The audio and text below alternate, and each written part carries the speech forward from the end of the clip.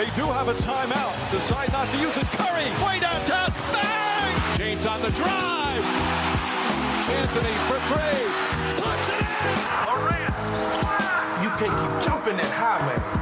Says who? Bryant for the win.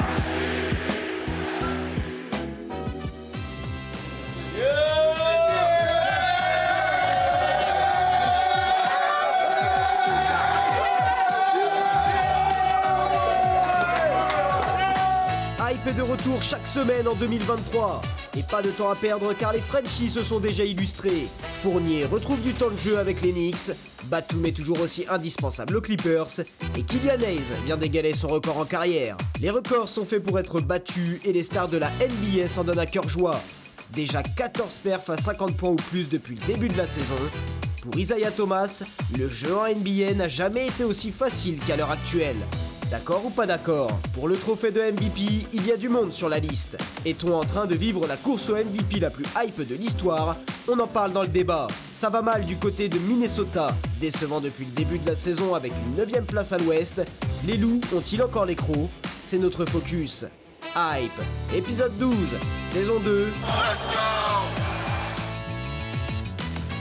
Nouvelle année, nouvelle émission Hype et une équipe par contre inchangée qu'on va accueillir tout de suite avec un homme plutôt bien vêtu encore. En mode Bogolan. Bogolan.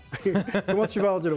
Ça va très bien. Meilleurs vœux. Et surtout la santé. Alors je sais que ça plaît beaucoup cette phrase. Bienvenue à tout le monde. À la télévision de 1980 et surtout la santé. Ouais, mais tu sais, la santé, Fred, quand même. À l'heure actuelle, c'est quand même important parce que tu vois, alors c'est pas pour déverser les histoires perso, mais ma mère qui a fait un petit tour à l'hôpital, un autre ami, les trucs, tu vois. La santé avant tout. Sans la santé, on va pas loin, malheureusement. Un homme qui est à la santé avec un pull plutôt swag, c'est Melvin Carsanti du côté de San Francisco. Bonne année à toi, mon ami. Eh ben, salut les gars, bonne année à vous. Moi, je vais dire plus que la santé, c'est une année qui va être hype pour nous tous. C'est clair. Faut l'espérer, effectivement. On l'a entendu dans l'intro il y a quelques secondes. Fred Weiss est là parmi nous. Comment il va, Fred? Ça va très bien. Bonne année et surtout... La santé. La santé. La santé. Bonne année à toute la communauté Hype. On rejoindra peut-être Antoine un petit peu plus tard avec nous dans cette émission. On va surtout se lancer parce qu'on a un très gros programme. On n'était pas là depuis 2 semaines. Donc on a beaucoup de choses à vous raconter. C'est parti. On commence avec le French Corner.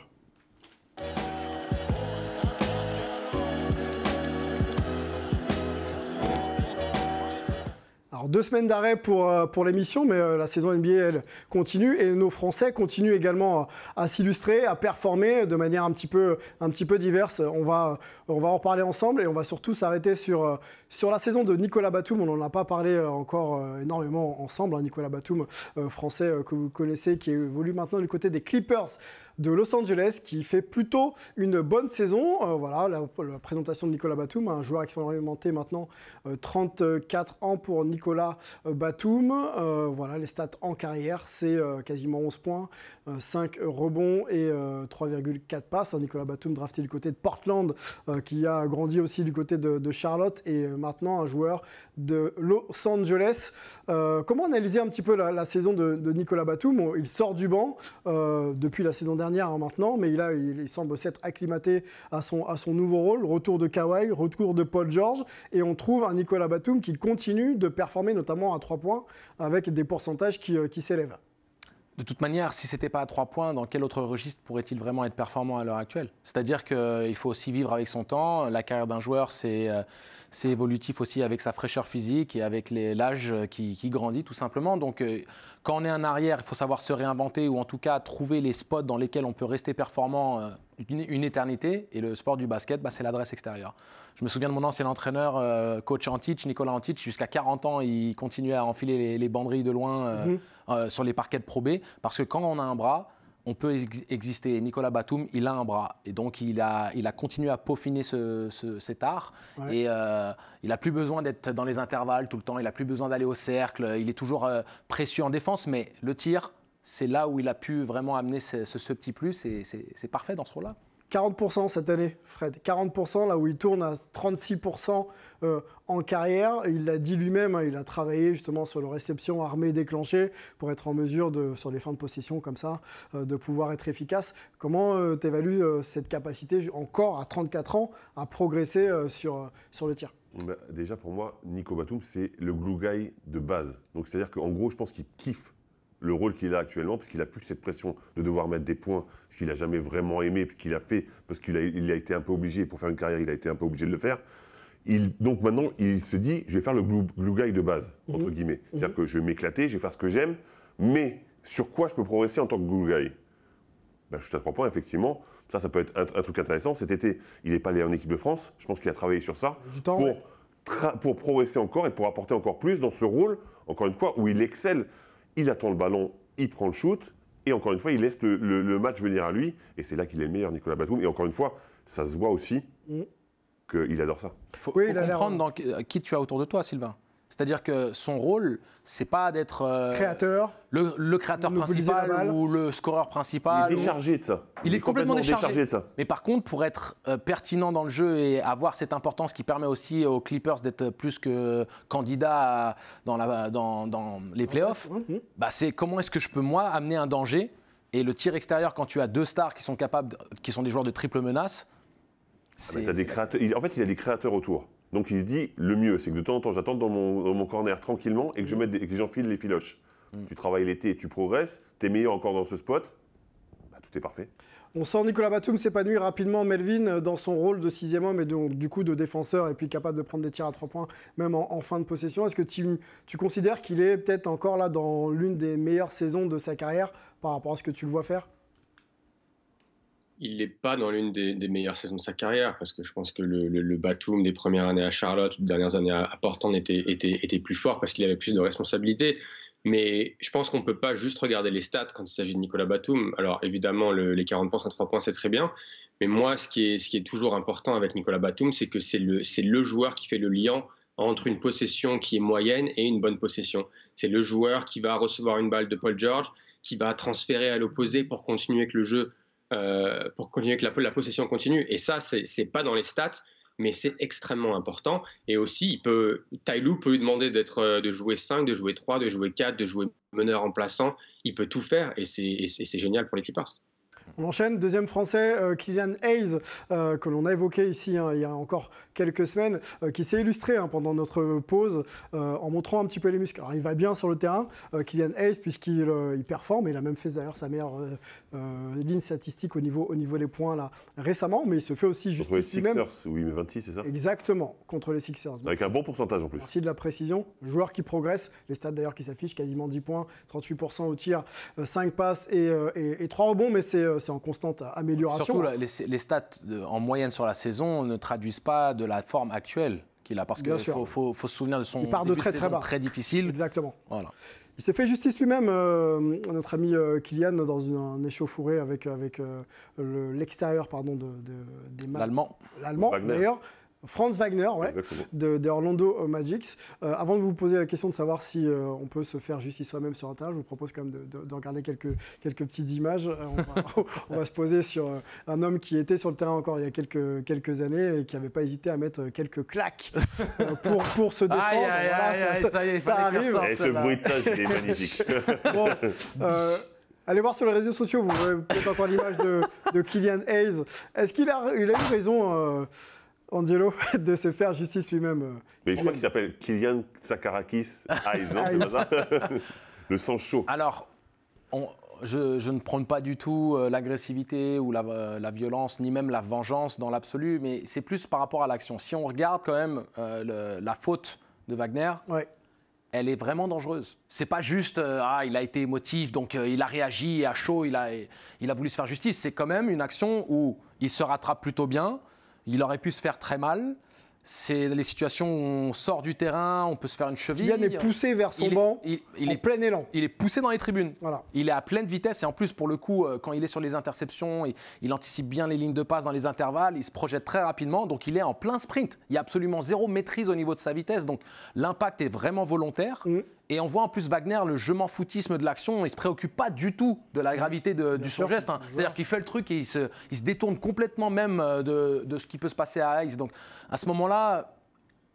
Ah oui ou non? Voilà. Oui, non. Pour moi, je comprends. Okay. Je ne dis pas il faut, mais je comprends. Moi, je suis beaucoup moins mesuré. Oui. Il faut. Il faut? Il faut, parce que pour deux raisons. La première, Hayes, il sait très bien ce que c'est qu'être blessé. Il a été blessé longtemps.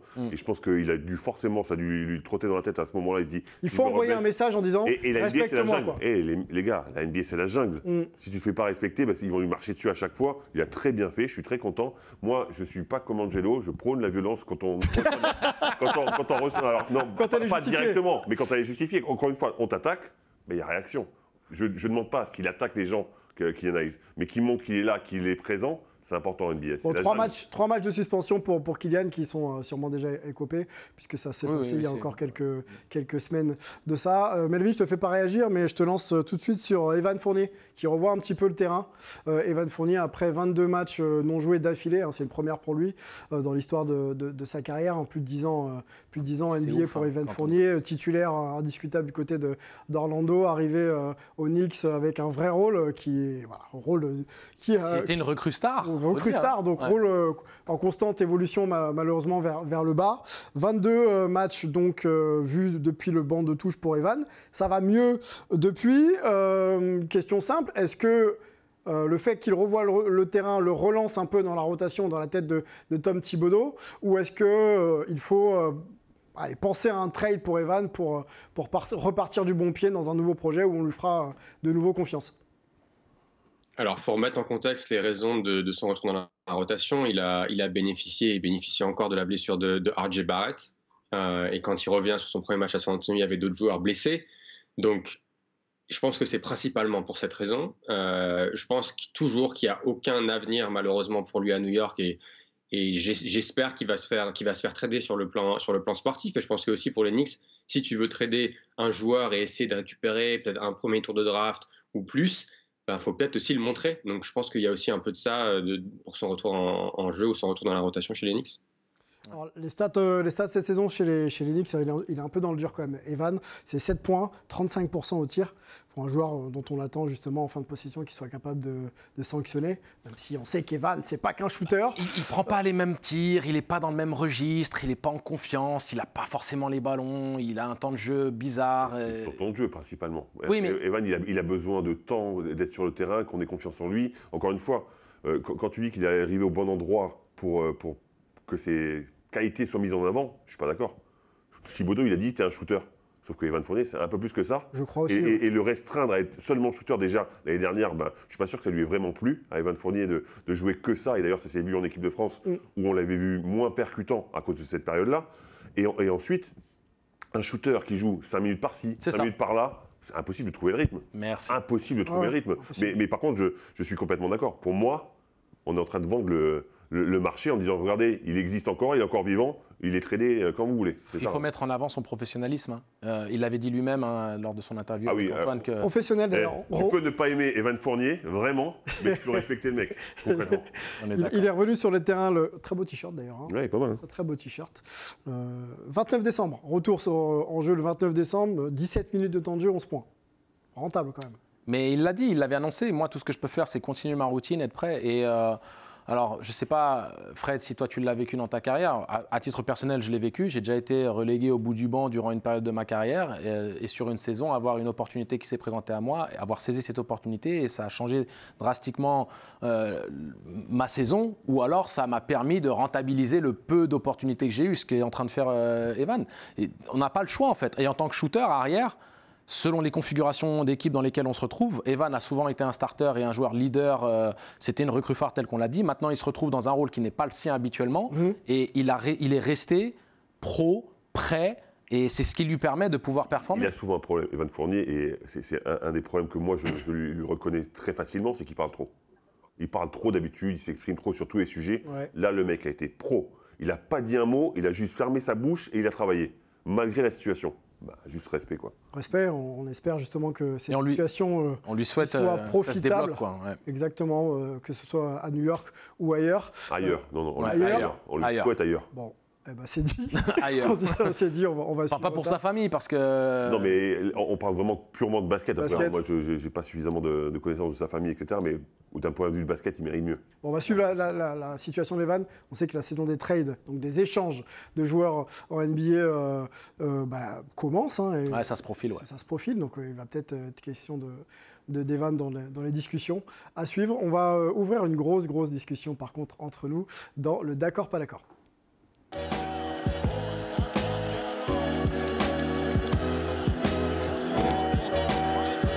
Alors, les grosses performances continuent de s'accumuler en NBA. On a eu l'habitude de gros cartons, Stephen Curry, Kevin Durant également. Mais là, ça commence à prendre des proportions vraiment énormes. Giannis Antetokounmpo s'y mêle. Il y a Devin Booker aussi qui score pas mal. Beaucoup de joueurs arrivent vraiment à s'exprimer sur le plan offensif. T'as Donovan Mitchell. Donovan Mitchell qui met également. 71 points quand même, les gars, à un moment. À un moment donné, ça fait beaucoup sur 130 quand même. Et ça fait réagir quand même. Hein. Les joueurs NBA, les insiders, tout le monde en parle et on se pose la question de savoir si cette NBA n'est pas devenue trop facile. Un ancien de la NBA, Isaiah Thomas, passé par les Pas Celtics. n'importe lequel. Hein. En plus, un petit joueur passé All-NBA. par les Celtics, par les Lakers, par les Cavs également, s'est exprimé sur le sujet. On écoute et ensuite on débat ensemble. The game is as easy as it's ever been in 2022 right now. Wow. And that's no disrespect to the talent. It's how the game is played. Is it the spacing? Spacing. It's open gym. It's 5-on-5. It's AAU nationals. And I'm saying this with the most respect for the best players in the world. Yeah. When the best players in the world are able to play one-on-one, This is what happens. it's unstoppable. And that's what we're seeing. That's all we're seeing. You're seeing these guys get 40, 50. Come on. And as a student of the And game, not to take away anything from them, because Oh, they're no, cold. they're Guys insane. are cold. They're insane. The skill level is amazing. They're It's just insane. the way the game is played. they're not being challenged the same way. Alors, avant de commenter les propos d'Isaiah Thomas, qui sont assez clivants, on va le voir d'ailleurs ensemble, on vous montre quand même des éléments statistiques qui justifient un petit peu les cartons que l'on vous énonce. Ça concerne Donovan Mitchell, on en parlait, 71 points, Nikola Jokic, Doncic, Giannis, Booker. Tous ces joueurs font partie d'une liste de joueurs qui ont mis 50 points et plus. Donc ils sont nombreux. Donovan Mitchell, 71, on l'a dit. Luka Doncic dans un triple-double, 60 points. Joel Embiid, 59 points. Devin Booker 58, Antetokounmpo 55, pareil pour Anthony Davis, Klay Thompson 54, Pascal Siakam 52, Darius Garland 51 et Steph Curry 50. Voilà, ils sont au nombre de 10 et ça devrait continuer. Vous avez entendu les propos de... Puis il y en a d'autres qui sont capables de le faire. Voilà, Isaiah Thomas donc, qui s'exprime. On va s'arrêter juste sur sa phrase qu'on résume de cette manière-là. Le jeu NBA n'a jamais été aussi facile qu'il ne l'a été maintenant. Est-ce que vous êtes d'accord ou pas avec cette déclaration, monsieur Tsakarakis? Complètement d'accord. Complètement d'accord? Complètement d'accord. Complètement d'accord. Plutôt pas d'accord. Plutôt pas d'accord, Fred Weiss. Oui. Ok, on va vous opposer tous les deux.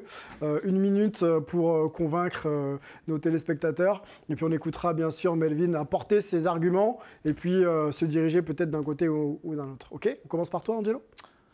C'est comme tu veux. Go. Alors, pour moi, déjà, il y a trop d'éléments dans les règles qui mettent en difficulté la défense. Déjà, tu as le pas zéro qui a été rajouté. Donc ça veut dire que les attaquants ont l'opportunité maintenant d'avoir une sorte de pas supplémentaire. Alors, C'est international si on veut, mais concrètement, le pas zéro, ça permet tout de même d'avoir une liberté de mouvement qui est plus malléable. Ok. Il y a les marchiens constants qui ne sont pas sifflés. Donc Oui. le jeu est beaucoup trop, on va dire, autorisé par les arbitres dans des choses qui devraient être illégales. Il y a le hand-checking qui a disparu. Donc maintenant, on est en incapacité de pouvoir repousser les défenseurs. Il y a le demi-cercle de non-charge. On ne peut même plus faire de passage en force ou provoquer de passage en force. Il y a énormément de règles qui ont été mises en place pour favoriser la défense. Il y a la règle des 3 secondes défensive. Il y a énormément de choses. J'essaie de ne pas les perdre, mais maintenant l'interdiction d'arrêter les contre-attaques sur les fautes. Alors qu'en NBA, avant, on faisait des fautes automatiques pour ne pas donner de contre-attaque. Maintenant, on autorise ce qu'on fait en Europe. Mais ça veut dire que tout est fait pour que les attaquants brillent. Ok. Argument plutôt axé anglais, réglementation du jeu, Oui. qui favorise donc du coup les opportunités offensives. J'ai qu'une minute, donc je me suis focalisé sur ça. On entend, on discutera ensuite. Voilà. Fred, dis-nous tout. Plutôt pas d'accord. Plutôt pas d'accord. Alors, plutôt d'accord parce que c'est vrai que les règles ont favorisé, mais alors après je suis juste d'accord sur le hand-checking parce que le reste, ça existe depuis des années. Le pas zéro, ça a été inventé en 1872 aux États-Unis, je pense. Donc je ne suis pas sûr que ça puisse rentrer vraiment dans le débat. Okay. Et après, il faut écouter ce que dit Isaiah Thomas. Ce qu'il dit réellement, il dit que c'est beaucoup plus facile de scorer parce que les mecs sont extraordinairement forts en 1 contre 1. Alors oui, quand on est très fort en 1 contre 1, après le chemin s'ouvre et il n'y a pas d'aide derrière. Oui. Sauf que les mecs n'ont jamais été aussi forts en 1 contre 1, jamais été aussi forts physiquement et n'ont jamais eu cette capacité à aller vers le cercle et à shooter à 3 points. Le shoot à 3 points est quelque chose de très très important aussi. Donc pour moi, oui, d'un côté, c'est plus facile parce qu'effectivement, tu passes la première lame, il n'y a pas de deuxième lame, mais pour passer la première lame, ben, il faut quand même être un joueur extraordinaire. C'est d'ailleurs pour ça que Isaiah Thomas n'a pas de contrat. Bon. Fort en 1 contre 1, mon Fred. Voilà, le chrono vient de retentir. On va écouter. Alors, très bel argument. J'ai pas mal de choses à t'opposer, mais on va d'abord écouter. On va d'abord écouter Melvin. Melvin, tu te ranges vers Angelo, ou plutôt Fred, et ensuite on t'écoute sur les arguments complémentaires que tu souhaites apporter. Alors moi, je suis plutôt d'accord avec Isaiah Thomas. J'ai été un peu déçu par l'argumentaire de mon Spybro. Je pensais qu'il allait aller un peu plus loin. Les règles, oui, mais le hand-shaking, ça a été changé en 2004. Donc bon. Par contre, je rejoins les arguments de Fred sur l'évolution du jeu offensif et notamment le tir à 3 points. Et c'est pas juste on prend et on met plus de tirs à 3 points, c'est que l'impact de cette prise de tir à 3 points a vraiment écarté le jeu et a donné beaucoup plus d'espace. Et quand tu donnes beaucoup plus d'espace à des joueurs All-Star, aux meilleurs joueurs du monde, bah, ils sont capables, comme le disait Isaiah Thomas, d'aller en 1 contre 1 et aussi d'attaquer le cercle et du coup d'être beaucoup plus adroit au cercle, beaucoup plus adroit au tir à mi-distance quand ils prennent les tirs à mi-distance. Et du coup, c'est tout ça qui a permis au scoring d'évoluer. Réponse d'Angelo par rapport à tes arguments un peu restrictifs. Il y a une culture du développement individuel à l'heure actuelle qui est exacerbée. Il y a vraiment cette notion de se prendre en main non seulement sur le développement athlétique, mais aussi sur le développement des skills. C'est pour ça qu'on voit de plus en plus de joueurs à l'heure actuelle, même de joueurs intérieurs qui sont capables de faire des choses. En Europe, c'était le standard. Maintenant, on le voit en NBA. Je veux te relancer sur ta notion de règlement. Est-ce que c'est le règlement et l'évolution du règlement NBA qui a forcé les joueurs à s'adapter et à développer d'autres compétences, à devenir plus forts?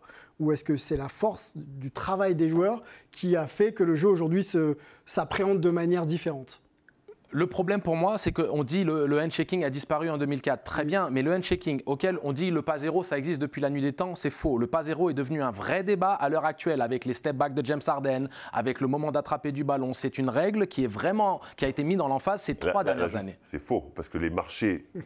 non, ils ont toujours existé. Oui, donc s'ils ont toujours existé, c'est quoi la différence? Les marchés ont existé sur le départ en dribble, Fred. C'est là où les départs en dribble en Europe sont sifflés, mais pas aux États-Unis. Donc je ne parle pas des départs en dribble, je parle du 3e pas. Tu sais que la règle du pas zéro, elle a été faite principalement pour les contre-attaques, pour choper, pour avoir un pas d'avance. Soit, mais aux États-Unis. Mais pas sur un démarrage en dribble. Oui, mais aux États-Unis, ils en font une exagération.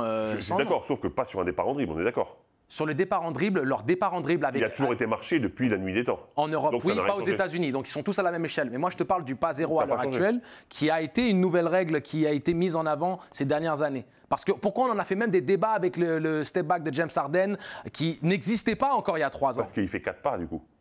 Très bien. Oui, donc c'est pour ça qu'il y a un vrai débat, sauf que le pas zéro, c'est un pas.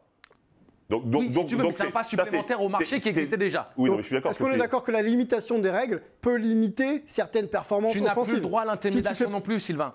Avant, tu pouvais intimider défensivement. Si tu ne fais pas de pas zéro, peut-être que tes actions sont arrêtées avant. Tout à fait. Et tu finis pas au cercle avec 2 points. Le pas supplémentaire du marché qui existe déjà en NBA, c'est que c'est un marché encore plus aggravé. D'accord? Sachant que moi, là, je peux pas te laisser dire ça.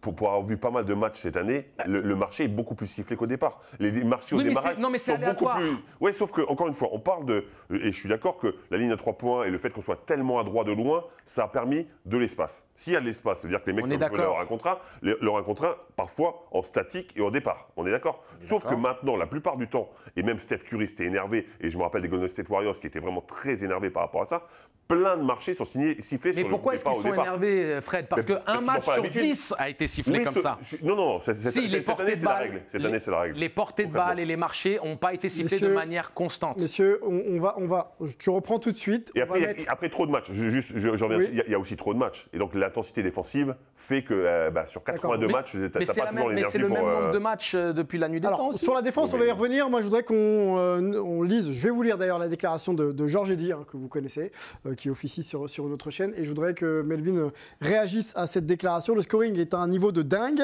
C'est dû à 3 facteurs clés. L'amélioration de l'adresse des joueurs à 3 points, du meneur jusqu'au pivot. Donc tout le monde est capable de tirer. Le changement des règles en défense. Et enfin, la formation des joueurs qui ne cesse de se développer.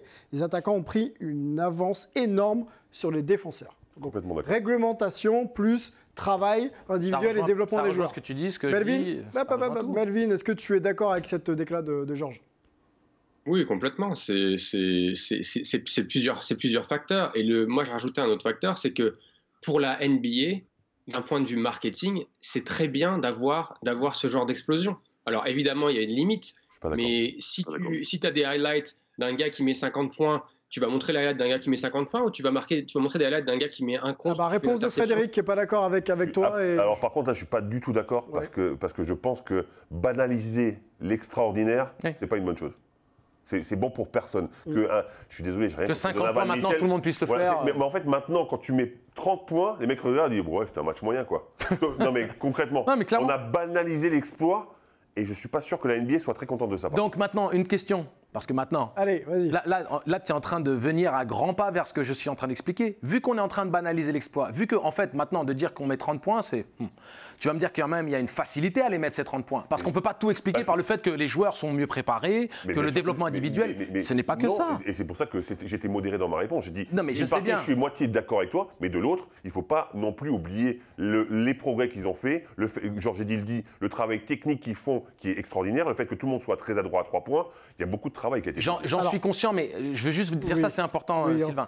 Je suis entièrement d'accord avec toi sur ça, mais moi, le problème, ce n'était pas le fait d'essayer de dénigrer les aspects qui expliquent quand même qu'il y a des éléments qui atténuent cette fatalité mise en avant par Isaiah Thomas. Oui, il y a le développement individuel et autres, mais il y a tout de même des règles qui ont été mises en place pour favoriser des attaquants qui sont meilleurs désormais. Donc non seulement ils sont meilleurs, mais en plus on leur facilite le travail. Ou de rendre le travail des défenseurs plus compliqué. Voilà, exactement, c'est ça que je mets en avant. Parlons de défense. Est-on encore capable de défendre correctement NBA? C'est la question que je vais vous poser. Et on a une déclaration à vous lire, que je vais vous lire d'ailleurs, c'est celle de Jacques Monclar sur Beansport. C'était il y a encore quelques jours. Il y a des moments où ça ne défend pas, c'est pitoyable, mais globalement, il y a beaucoup de shoots défendus et les mecs rentrent tout. C'est aussi valable en France, en Europe et partout ailleurs. C'est le niveau général de ce sport qui ne cesse d'augmenter. Melvin, est-ce qu'on défend encore en NBA, s'il te plaît? Toi qui vois les matchs et qui est en capacité d'observer un petit peu l'intensité ou aussi la dimension un petit peu tactique amenée pour que les joueurs puissent arrêter les meilleurs joueurs offensifs.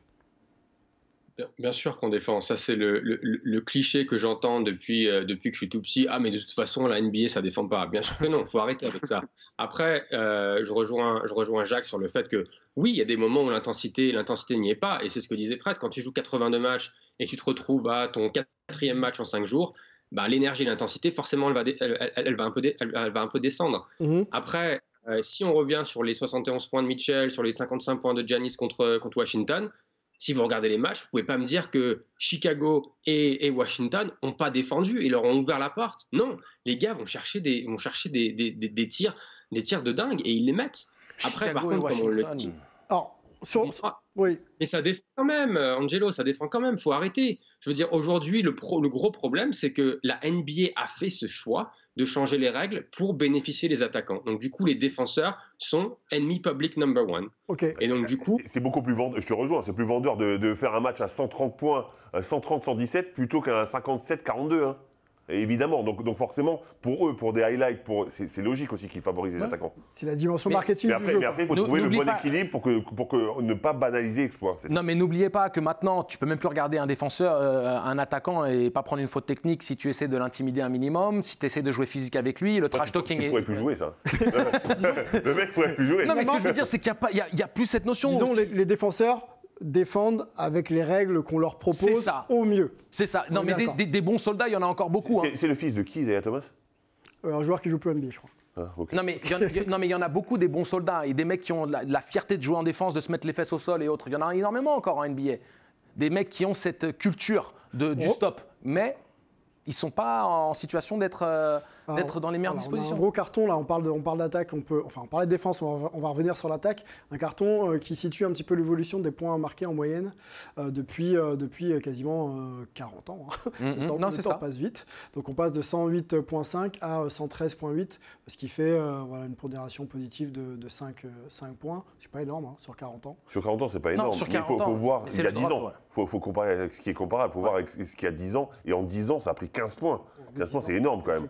Effectivement. Parce que les Denver Nuggets, le Run TMC de Golden State, il y a eu beaucoup d'équipes, les Phoenix Suns de Tom Chambers et Kevin Johnson. Il y a eu des superbes attaques en NBA pendant de nombreuses années. Tom Chambers. Tom Chambers. Tom Chambers. Tu as eu le Showtime de Los Angeles, tu as eu énormément de superbes attaques. Même les Celtics, c'était magnifique. C'était pas mal, ouais. Mais le problème, c'est quoi? C'est que tu as eu en fait cette culture qui était à l'inverse trop défensive, où c'était devenu un combat, une guerre de tranchées en NBA. C'était devenu le basket des Miami Heat, New York Knicks et consorts, où vraiment c'était fermé, la guerre, la boîte à gifles. Toutes les 7 possessions. La boîte à gifles, ça a fait. Est-ce que c'est bon? Tout a commencé avec Restons sur l'actualité, messieurs. Restons sur l'actualité 2023 depuis quelques jours. Est-ce que c'est bon pour la Ligue d'avoir autant de cartons offensifs?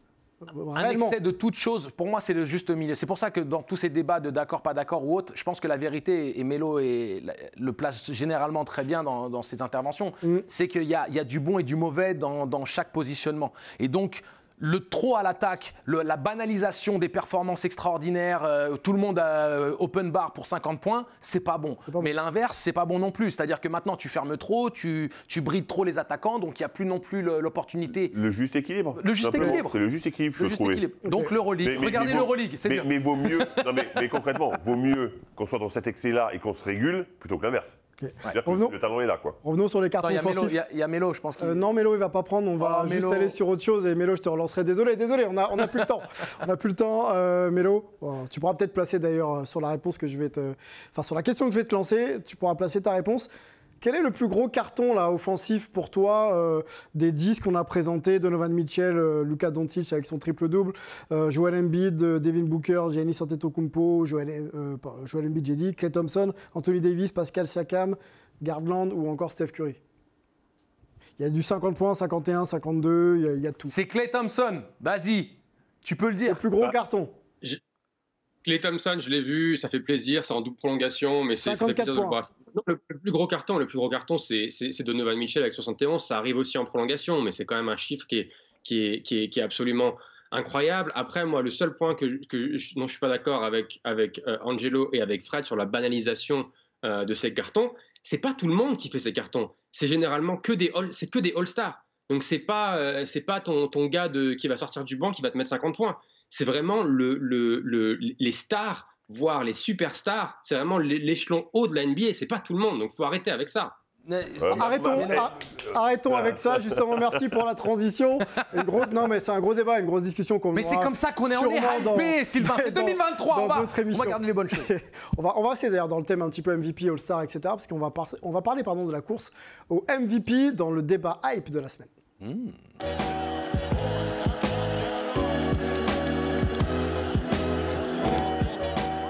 Allez, prolongement de la discussion dans la course au MVP. On est à peu près à mi-parcours de la saison régulière. Il va rester à peu près une quarantaine de matchs. Et au-delà des performances qu'on voit, les joueurs excellent. Beaucoup de joueurs excellent. Il y a peut-être 5-10 joueurs qui sont dans la course au MVP. On va se poser d'ailleurs cette question de savoir qui est concerné dans cette course au MVP. Et est-ce que ce n'est pas la course au MVP la plus hype de l'histoire ?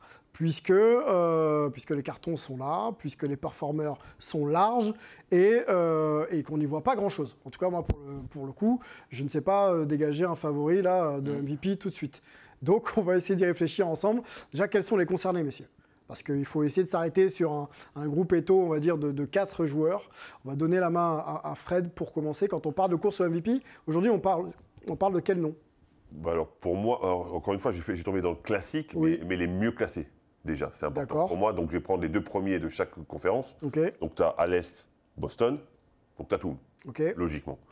À l'Ouest, les Nuggets.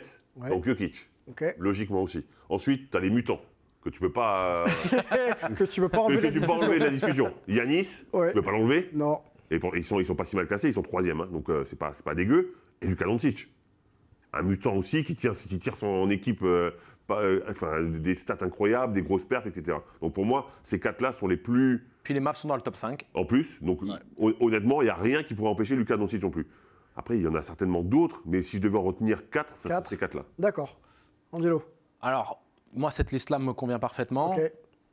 Je rajouterais un nom, voire 2, parce que c'est difficile, comme tu l'as dit, de voir clair. Ok. Kevin Durant, t'es obligé, avec la remontée en puissance incroyable des Brooklyn Nets et l'impact qui est le sien et les statistiques qui sont les siennes et.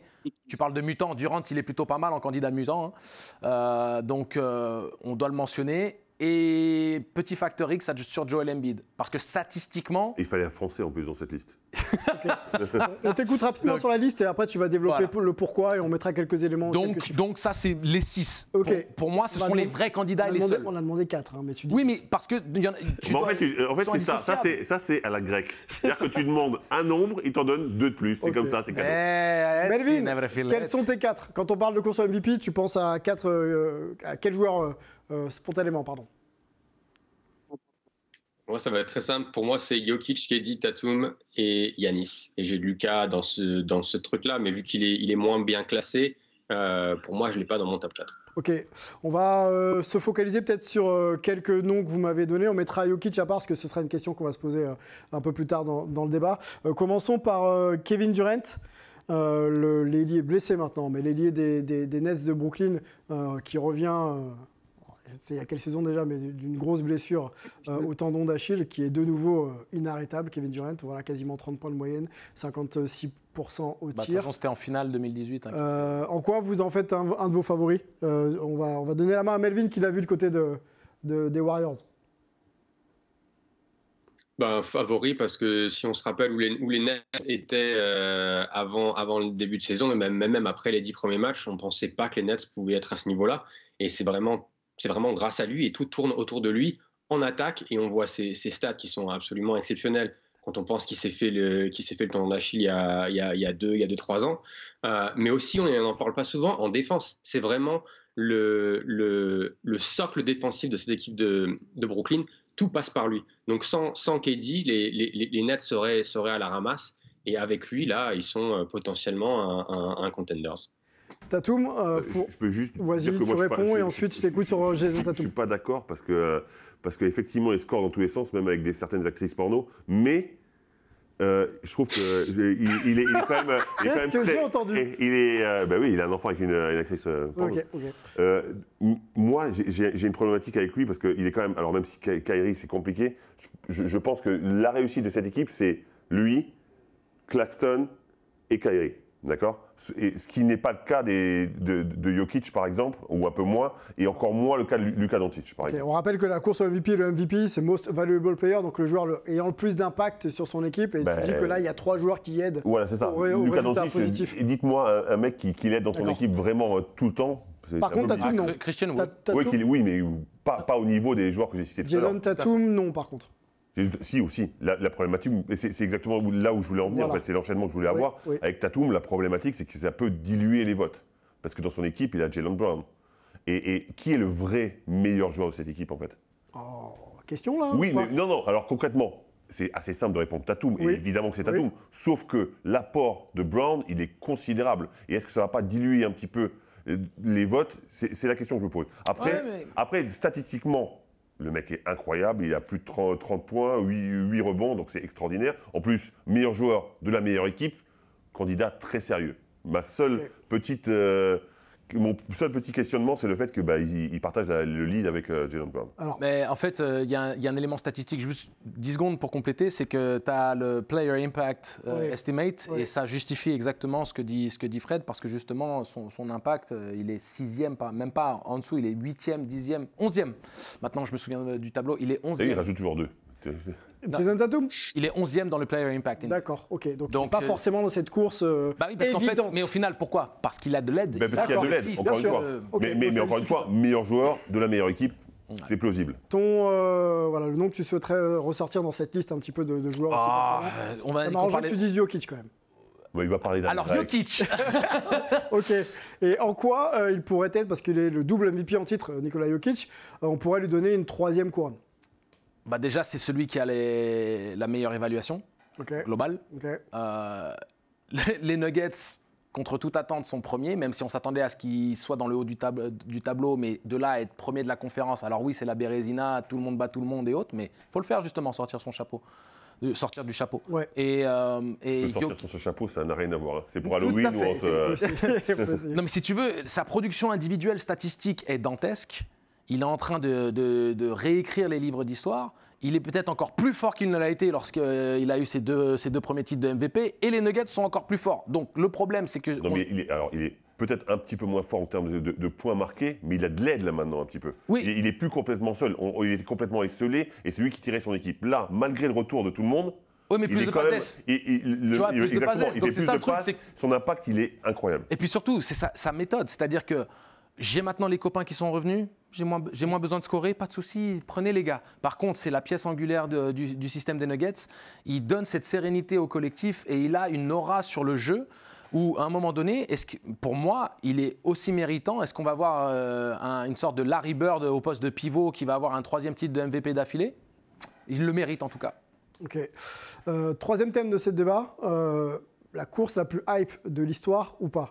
On a entendu vos noms et vos arguments. On peut aisément, Angelo, dresser une liste de 4, 5, 6. C'est ce que tu nous as dit il y a quelques minutes. Replongeons-nous un petit peu dans les livres d'histoire. On va atterrir au niveau de la saison 1961-1962. On va vous présenter 4 noms.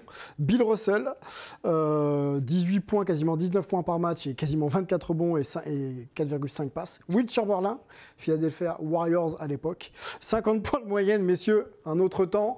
26 rebonds et quasiment 2,5 passes. Oscar Robertson, monsieur triple-double. C'était plus facile avant quand même, la NBA. Ça a l'air. Ça n'a pas l'air en tout cas. Enfin si, ça a l'air. 31 points, 12 rebonds et 11 passes. Donc monsieur triple-double sur une saison. Le premier avant Russell Westbrook, il faut le rappeler. Et Elgin Baylor, 38 points, 18 rebonds, 4,6 passes. Voilà, ça c'était la course au MVP en 1961-62. C'était le top 4 et il faut rappeler qu'il y avait à l'époque 8 équipes en NBA, qu'on ne shootait pas autant à 3 points et que les défenses étaient un peu plus... De toute façon, le 3 points n'existait pas. En plus, et que les défenses... Donc on ne shootait pas à 3 points, c'est juste pour remplacer une. Oui, mais il y a une raison pour laquelle on shootait pas. Oui, mais on ne shootait pas à 3 points. Melvin. Est-ce qu'on assiste aujourd'hui à la course la plus hype de l'histoire quand on voit les noms et les chiffres avancés que l'on a, nous, pas pu voir sur le terrain, bien sûr? Je ne sais pas si c'est la plus hype, mais c'est une des plus hype, assurément. Quand on voit, on en a parlé, je pense que c'est difficile. On a la moitié de la saison. Généralement, tu as déjà peut-être 2, 3, maximum 3 joueurs qui se détachent. Là, on a parlé de 5, 6, voire si on veut parler de Steph Curry, de Donovan Mitchell, de Ja Morant, qui sont peut-être un peu plus bas. Mais on a quasiment 10 joueurs qui peuvent prétendre être MVP à la fin de la saison. Donc ça, je pense que c'est du jamais vu. Après, est-ce que c'est mieux que cette saison 62 avec un Wilt à une moyenne de 50-25 facile? Je ne sais pas. Mais c'est bien. Et encore une fois, c'est très bien pour la Ligue et pour sa popularité. Un mot, Fred, sur ces 4 joueurs de 61-62. Tu ne les as pas vus jouer, mais quand on essaie... Comparer, c'est compliqué, mais comment on peut situer justement les joueurs actuels et leurs performances et justement le côté pléthore de la liste quand on voit les noms qu'il y avait il y a quelques années? Justement, le côté pléthorique de la liste fait que c'est la course la plus hype, ou une des plus hype. Okay. Parce qu'effectivement, tu cites ces 4 joueurs, mais j'ai l'impression qu'il y avait que ces 4 joueurs, entre guillemets, qui étaient potentiellement MVP ces années-là, avec des chiffres ahurissants, évidemment. Mais là, quand tu regardes la liste, tu te dis, mais qui va être MVP, en fait? Honnêtement, c'est très difficile. Et je pense que cette année... C'est une des années où une des principales caractéristiques de vote, ça sera ton bilan collectif, en fait. Ça va prendre un gros... Je pense que les équipes qui sont premières de leur conférence au moment des votes auront en leur sein le MVP, à mon avis. Bon, on va attendre. Milieu de la saison encore. Il faudra bien les départager. Ils sont tellement. Il va falloir trouver un critère. Il faudra trouver un critère. Alors, et le critère le plus objectif, c'est celui-là. Ce sera soit celui-là, soit ils sont tous dans un mouchoir de poche au niveau du bilan à 1 ou 2 matchs, et ça va être les stats individuelles. Bon, on va se poser la question. C'est soit l'un, soit l'autre, selon la proximité. Ou alors avec des drachmes que tu lances en l'air. Des drachmes à l'ancienne. Est-ce que, messieurs, le MVP peut se trouver du côté du Minnesota, à votre avis? De nos cœurs, peut-être. De nos cœurs, peut-être. On va parler des Wolves de Minnesota dans le focus de la semaine.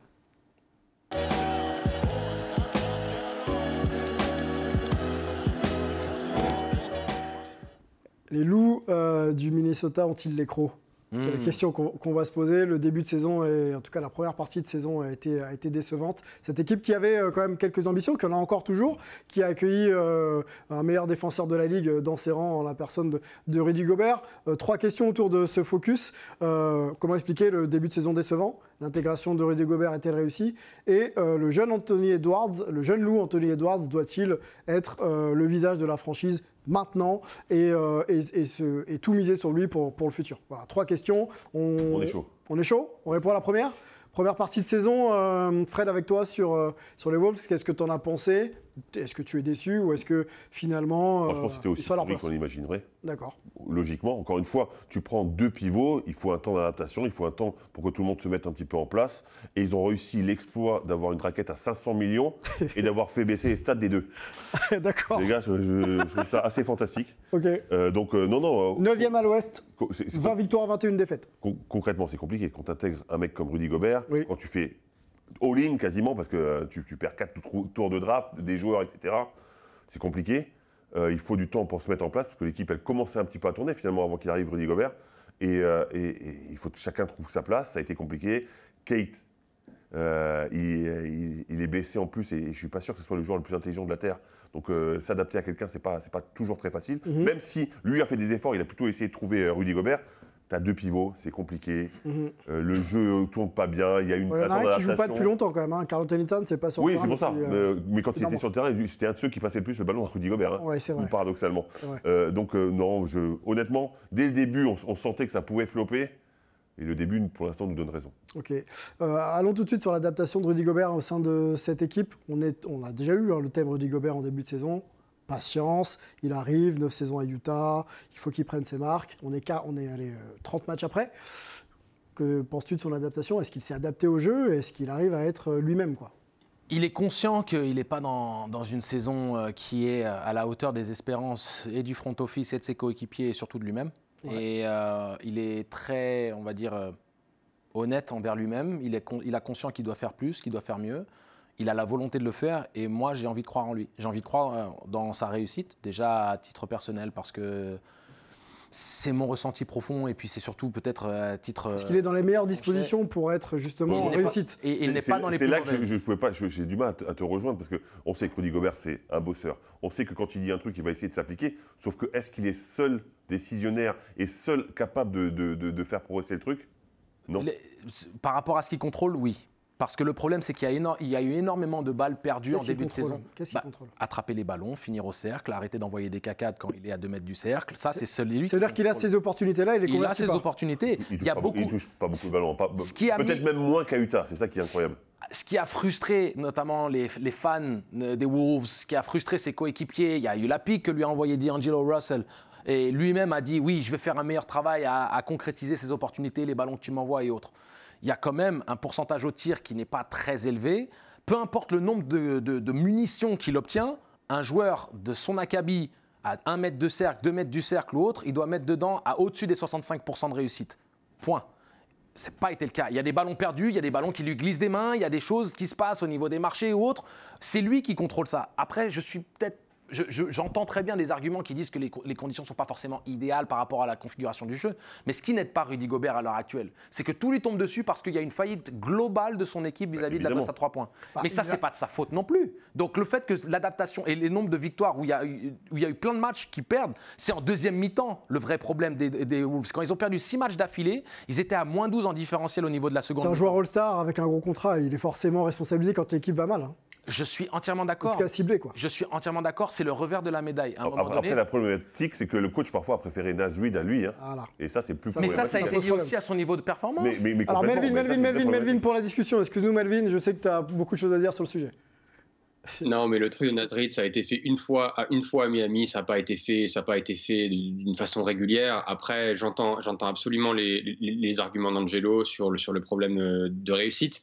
Après, moi qui ai été meneur, on sait que Rudy n'a pas les meilleures mains et c'est difficile pour lui d'attraper la balle en mouvement. Donc si tu es D'Angelo Russell, si tu es Anthony Edwards, bah ça tu dois le savoir et c'est à toi de le mettre dans les meilleures conditions pour qu'il puisse être le plus performant possible. Donc moi je suis pas vraiment surpris de le voir perdre certains ballons parce qu'il n'est pas mis dans les meilleures situations. Après évidemment il doit être meilleur. Je pense qu'on l'a vu déjà là sur les 2 derniers matchs, il commence à être plus dominant en attaque et en défense. Et après le seul truc pour moi aussi c'est que je ne sais pas qui est le leader de cette équipe. C'est une équipe qui est jeune, assez inexpérimenté. On va parler d'Anthony Edwards, il est extrêmement talentueux. Allons-y tout de suite avec Anthony Edwards, je te laisse continuer. Oui, c'est un talent exceptionnel, mais par contre, il y a plein de gens, dont ses coéquipiers, dont ses coachs, qui disent le problème, c'est qu'il n'est pas encore assez sérieux et qu'il est vraiment en phase d'apprentissage au niveau de ce que je disais, du QI basket et de regarder des matchs, de regarder la vidéo et de ne pas penser qu'il peut tout faire lui-même. Donc quand tu joues avec un joueur comme ça, pour un gars comme Rudy, c'est difficile parce que tu es quand même dépendant de lui pour trouver des ballons dans les bonnes situations. Après, vu ce dont on a parlé avant dans l'émission avec les cartons, moi je pense que Minnesota devrait essayer de construire leur équipe autour d'Anthony Edwards parce que c'est une ligue qui est maintenant dominée quasiment par des extérieurs ou par des joueurs qui peuvent faire plus d'une chose. Notre ami Karl Anthony Towns, il n'a jamais vraiment prouvé quelque chose. Pour moi, il fait des stats, oui, mais c'est des stats qui sont assez vides. Ça n'a jamais été un winner. Donc à voir, mais c'est clair que c'est le futur de cette franchise. On commence quand ? On commence maintenant avec Anthony Edwards ? On fait la place pour le laisser progresser en se disant cette saison, c'est une saison finalement d'observation, on va peut-être pas jouer les premiers rôles, ou alors on va au bout avec cette équipe et puis on construit la saison prochaine. Mais tu gardes l'équipe telle qu'elle l'est. C'est-à-dire que pour moi, de toute manière, tu es all-in. T'as pas de plan de rabat, tu peux pas pivoter. C'est aussi simple que ça. Au basket, tu es techniquement supposé garder ton pied de pivot, là tu peux plus pivoter. Tu as lâché ton pied de pivot là. Donc tu as fait all-in au niveau des tours de draft, comme l'a dit Fred. Mais le problème, c'est que dans l'absolu, cette équipe, aussi douteuse soit la construction dans les yeux de certains ou autres, elle a tout de même des armes pour être compétitive. Je suis désolé, la faillite totale, globale de l'effectif à 3 points quand Rudy est sur le terrain, elle n'est pas expliquée par Rudy. Je ne sais pas exactement ce qui se passe, mais ce n'est pas Rudy Gobert le problème qui a complètement traumatisé le jeu des Wolves, qui fait que maintenant ils n'arrivent plus à mettre un panier dedans. C'est pas vrai. Mais les mecs, c'est ça le point, la lumière au bout du tunnel, c'est que les mecs, à un moment donné, ils vont retrouver de l'adresse. Là, les gars, ils avaient fait 6 défaites d'affilée. C'est un problème d'adresse, C'est bien sûr, mais le problème d'adresse, c'est le problème de performance des Wolves. Et puis surtout, moi, je veux mettre le doigt dessus. Je suis totalement défenseur de Jimmy Butler par rapport à la mentalité soft de cette équipe des Wolves. Karl Anthony Towns, D'Angelo Russell et Jimmy Butler passé par les Wolves. Ils sont soft as hell. Non, mais sérieusement, le problème, c'est quoi ? Karl Anthony Towns, on le voit bien dans son langage corporel. D'Angelo Russell, il avait déjà montré des signaux de son manque de fiabilité, de son manque peut-être de dureté psychologique à ce niveau de compétition. Ce qui manque, c'est un Mike Conley. Ce qui manque, c'est un vrai leader. Est-ce que c'est pas pour ça qu'ils ont pris Rudy Gobert, justement ?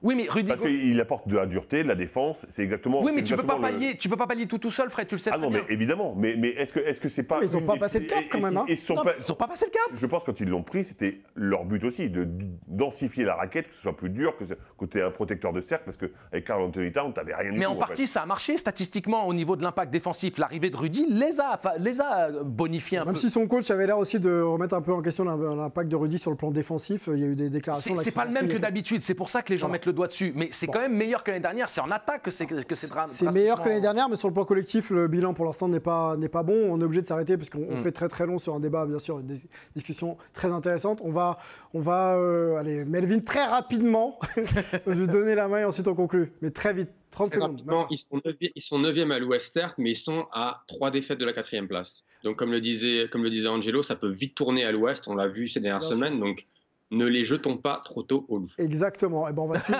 Rudy. C'est beau quand même. On va conclure là-dessus. On ne dit rien de plus. Merci beaucoup, Melvin. Merci Fred. Merci. Angelo. Merci la communauté Hype. Merci en régie. Tout le travail qui est fait pour construire cette émission autour de Lucien Jean, notre chef d'édition. On se retrouve la semaine prochaine pour plus de Hype NBA. Ciao.